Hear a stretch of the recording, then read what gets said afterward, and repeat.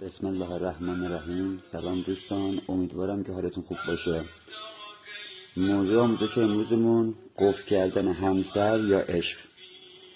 شما برای این کار ابتدا میایید این وقفا میکشید، بعد این اعداد طبق این 1، بعد 2، بعد 3، بعد 4، بعد 5 پر میکنید.